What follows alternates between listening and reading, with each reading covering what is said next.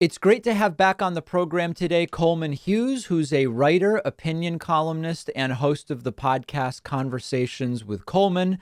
Coleman, it's great to have you on again. It's great to be on again. So, okay, let's talk about something that's very much in the news right now.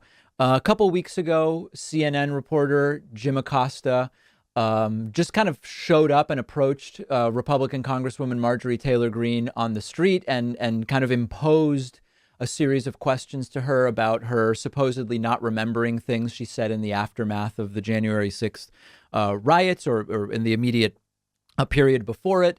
We now are in the midst of people, mostly pro-choice protesters, showing up at the houses of a few Supreme Court justices and protesting at their homes.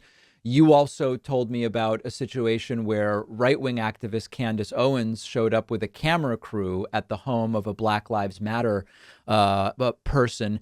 I kind of want to talk through your thoughts on these techniques, and I have a few thoughts on them, although I don't have a sort of completely defined opinion on them. I guess first, are these things, the three instances I just mentioned, are they different or are they the same in your mind? And how would you approach thinking about them?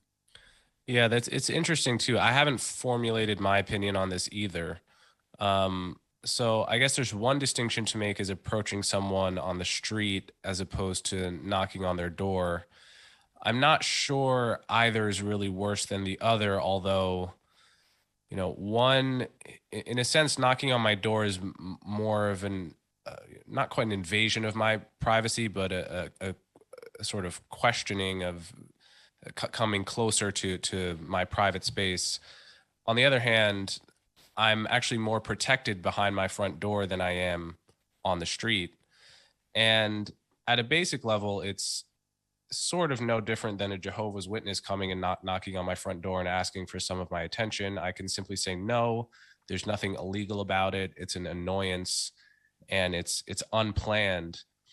And there's something somewhat invasive about it, but I can't say that there's actually anything truly unethical about it. That would be my first pass at an opinion. It's the kind of thing that maybe I will think less of the journalist who opts for this as a plan A.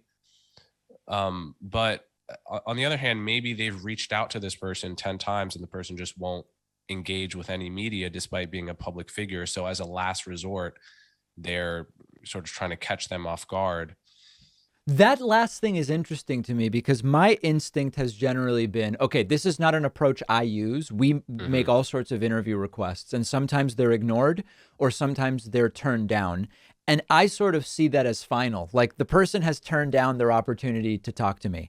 Right. But then at the same time, sometimes with public servants or with people in positions that you're appointed for life, you get the feeling as just a citizen that they're in a sense beyond an accountability that it feels like maybe there should be. So, for example, Marjorie Taylor Greene, salary paid by the taxpayer. We'll talk more about that because that could apply to postal workers too, or Hmm. somebody at the DMV. I don't know. So we'll talk about whether that's relevant. And one of 435 legislators, someone who has an impact on policy and law, et cetera, and who can just say, I'm not going to answer questions about what some believe was her dishonesty at this hearing that took place in Georgia. And so is it wrong as a last resort for Jim Acosta to show up there? The Supreme Court justice appointed for life, essentially, I mean, short of some kind of gross, demonstrable misdeed, there's no recourse for saying we're going to remove a Supreme Court justice. Yes, they can be impeached, but it doesn't happen. So then you show up at the House. I don't know that I'm like 98% of the way to this is not okay. Hmm. And then the how do you have accountability is where I kind of end up thinking twice. Right. So you and I are in the same position as people that interview a lot of people, public figures. I don't know how many politicians necessarily, but we're in a position where we want to talk to a lot of people that say no to us, and our audiences want us to talk to a lot of people that say no to us. True. And I completely agree with you. Never in a million years would I show up at someone's house. So, for instance, I wrote an open letter to Ibram X. Kendi, the author, to have a conversation with me, and I, in fact, raised a GoFundMe. I raised, like over $20,000 for a charity to connect the event to that cause, and he still didn't want to do it. And it's of a piece with his not wanting to talk to any of his critics, which I think is a bad thing. But never in a million years would I show up at this man's house or try to accost him on the street. And I think it's because, well, I guess it's no more complicated than the golden rule. Like, if someone wanted to talk to me and I didn't want to talk to them, and they showed up at my apartment, I would view that as almost hostile, right? It's like, as you can say that it's just the desire to talk, but it's the desire to talk where they control the pace of everything. They knew they're prepared. I might be in my pajamas for all you know. And it's also close enough to a situation where there's a mob outside my house, where it's going to be very difficult for me to be in a kind of relaxed state to engage with you on equal footing. It's a little bit like shooting downhill. It's like you have the high ground in a battle situation, and I don't want to be really in that position with someone I'm talking to. So there is something really strange and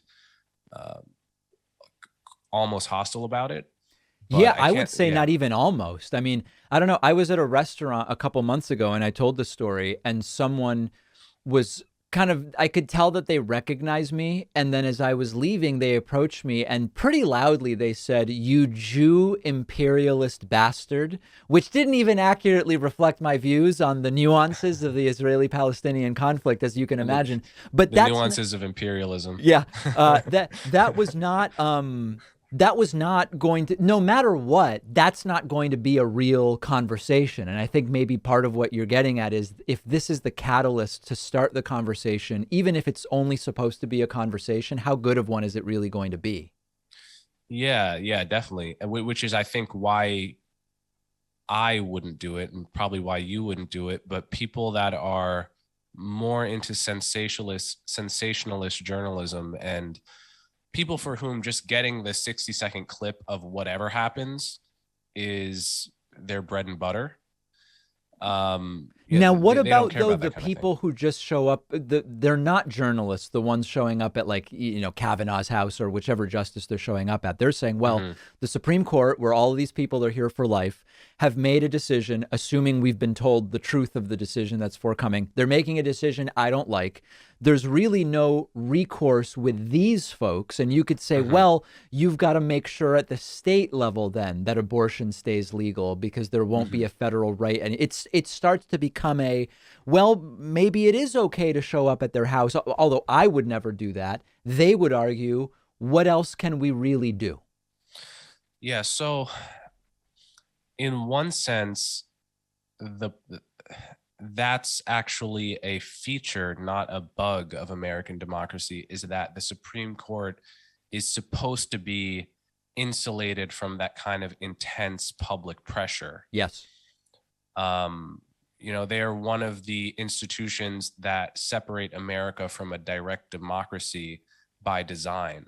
They're not supposed to be 100% responsive to public outrage or public reaction. They're supposed to be somewhat insulated from that. So from that point of view, if you think that feature of American democracy is good, then you probably shouldn't show up outside a Supreme Court justice's house. There are, the point of democracy, I think, is that we have these, I really view democracy not as a system that produces the best policies all the time. I think that's actually too generous. I think what it does better than other systems of government is channel the inevitable outrage of different factions into a non-violent process, which is, if you can vote, it releases a lot of the steam and anger that humans will always build up about intense issues. And it's like a release valve on that steam where you can go to the ballot box instead of the battlefield. And it's essentially a civil war prevention mechanism, in my view. And so when I see things inching closer to violence, which is not to say that people who show up outside these folks' houses are violent, but we know how these things can sort of spill over sometimes. Yep. I do think it's worth encouraging people to, reminding them that we do live in a democracy. You do have, electoral means of influencing the laws in your state, and that's probably the wiser way to go.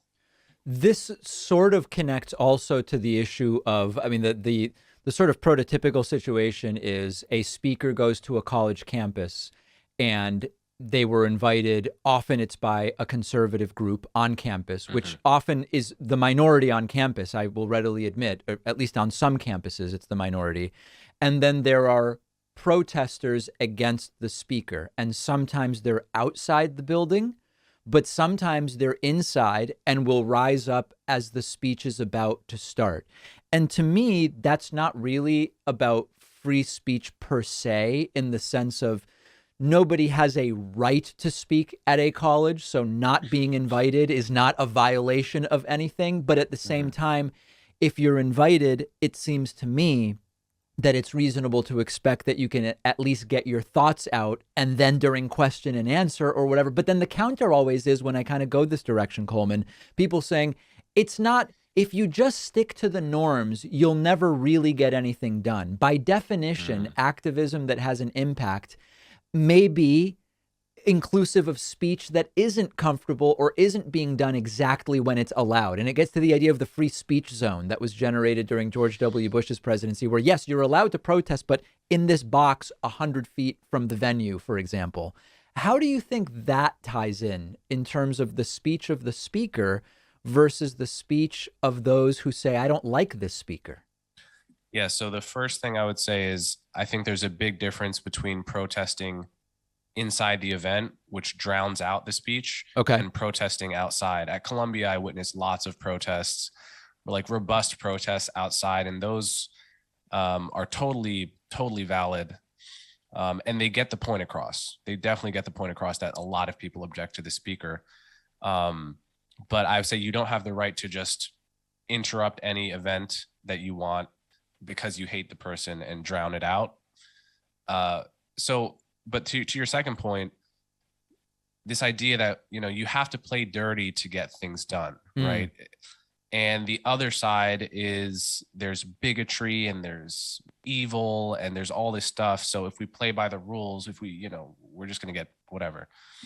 I really disagree with that. I mean, if you look at, for one thing, the most successful protest movement, I would argue, in the history of the country, which was the civil rights movement, they took it very seriously to play by certain norms, because they understood that it was actually strategically important to do so. So, for example, during the March on Washington, which was organized by Bayard Rustin, and the famous 63 March on Washington, where Martin Luther King gave the I Have a Dream speech, Bayard Rustin, at the end of that day, he went to A. Philip Randolph and embraced him and congratulated him on the fact that there was not a single crime at the whole event, with thousands and thousands of people. You understand what a difficult thing it is to manage that? Like, BLM had so many protests, and I went to many in New York, where at the beginning, a local BLM leader would say, this is a peaceful protest, right? They would emphasize that with a bullhorn, and still there would always be 5 or 10 people that ended up doing something crazy and starting, right? So it's incredibly difficult to actually police the boundaries within a protest and make sure no one crosses those boundaries, so that you come across principled and persuasive to people that don't already agree with you. I think many protesters, they underestimate the backlash phenomenon, which is when you go too far, when you demonstrate that you're willing to, like, say, hit Charles Murray and Allison Stanger when that happened at Oberlin, right, to initiate violence, you lose a lot of good faith among persuadable people that see you as violent and dangerous revolutionaries that should be in charge of nothing, right? And even if a lot of people will only silently form that opinion, I think a lot of modern protest movements fail to recognize that wisdom, which civil rights leaders really understood deeply. I guess that I'm generally sensitive to that perspective. The counter that I have is that there are there is a non-insignificant contingent which will frame any protest as violent anyway. Now, that doesn't justify any violence. I'm still against any violence and criminality.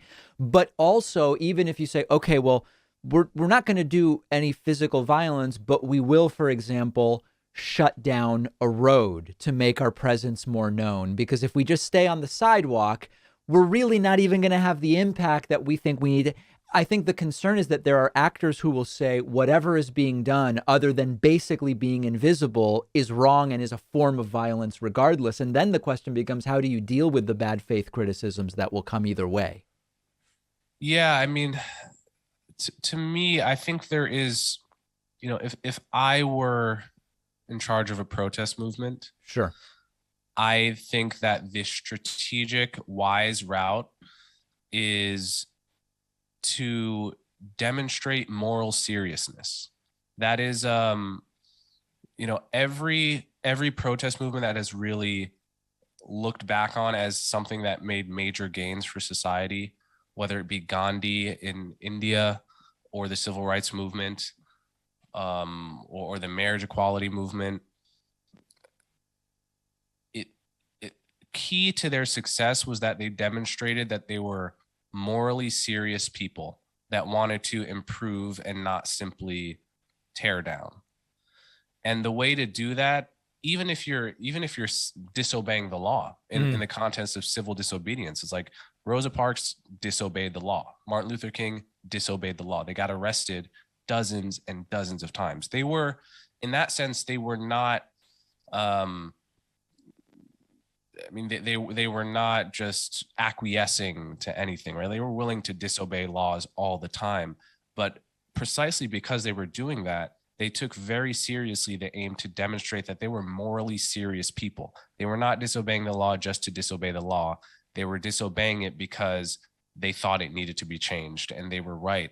And it's, again, there are so many failed protest movements that get very little accomplished. I think it would be very unwise to not observe the differences between the ones that work and the ones that don't. And that's one of the big ones. Are there specific, so part of the examples you gave as positively include a sort of assessment by you, partially with the benefit of hindsight now, as to kind of the intentions. And I'm wondering, in terms of tactics, I mean, think sometimes in environmental protests, there's the chaining oneself to X, and sometimes it's a tree, or sometimes it's the fence at a nuclear power plant, or whatever the case may be.